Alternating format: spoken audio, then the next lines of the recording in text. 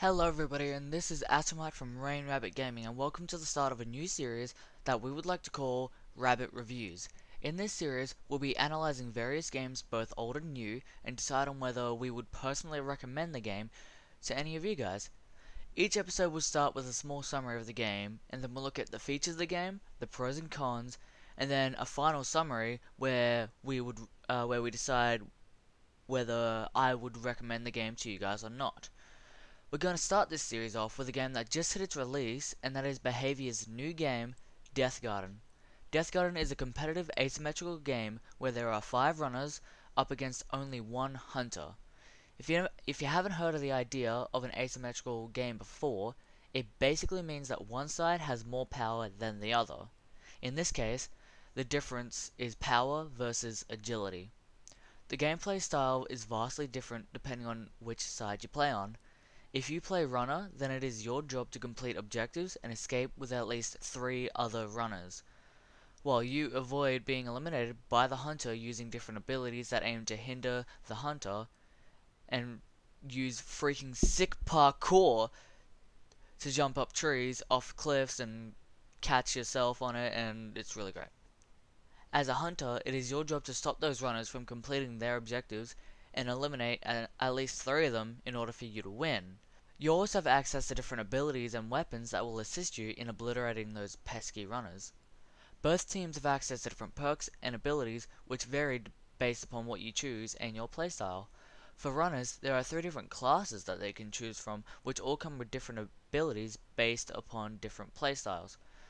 The classes are as follows: Support, Control, and my favorite, Tormentor. Each class aims to aid your team or hinder the enemy team in different ways, and with teamwork and coordination, the runners can survive the overwhelming power that the hunter has. The map, which is known as the Garden, is procedurally generated each time, which leads to each game being different from the last, with different terrain, different weather effects, as well as different times of day, which all affect the match in unique ways each time. With the summary over, I bet some of you are already heading down in the comics to ask the most important question of the generation when it comes to video games.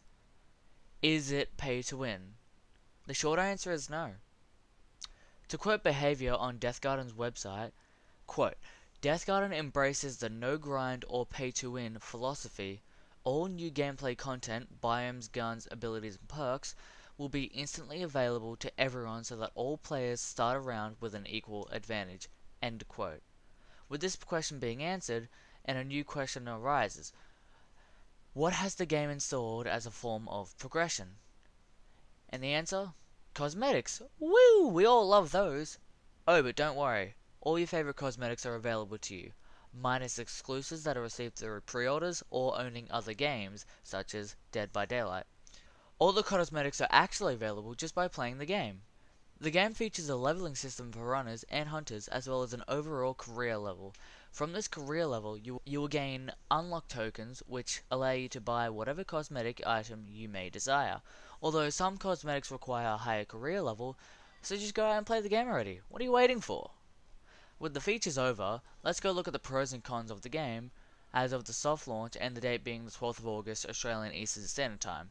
Pros: the game has great movement and is visually amazing with its vast areas and attention to detail. Even in the closed beta, the game was visually stunning.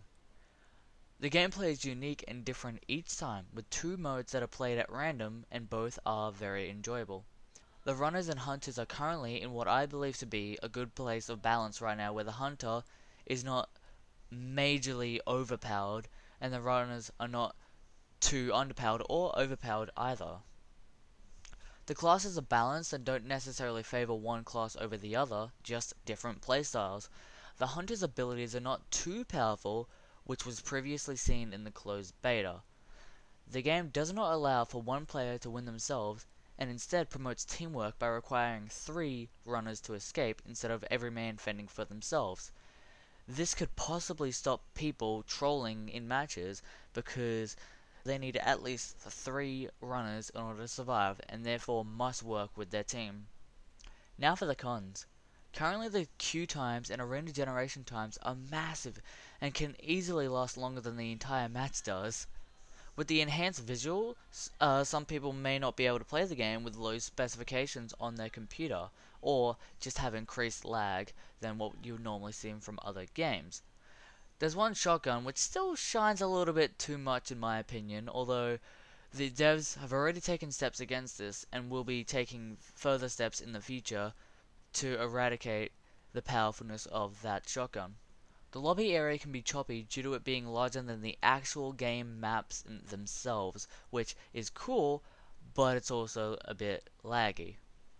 With that being said, my final opinion on the matter is it gains the RainRabbit stamp of recommendation. The game is very enjoyable, and the various and ever-increasing amounts of abilities only increase the difference in every single match, making each match just as different as the last.